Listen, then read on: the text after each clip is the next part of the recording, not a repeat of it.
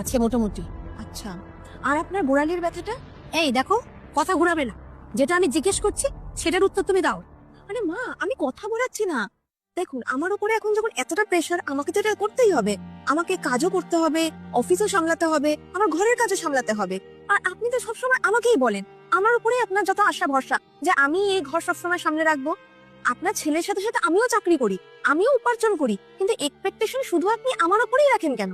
আমি যেরকম আপনার ছেলের মতন বাইরে গিয়ে টাকা উপার্জন করতে পারি, তাহলে ঘরের কাছে আপনার ছেলেও তো আমার সাথে সাথে একটু কাজ করতে পারে।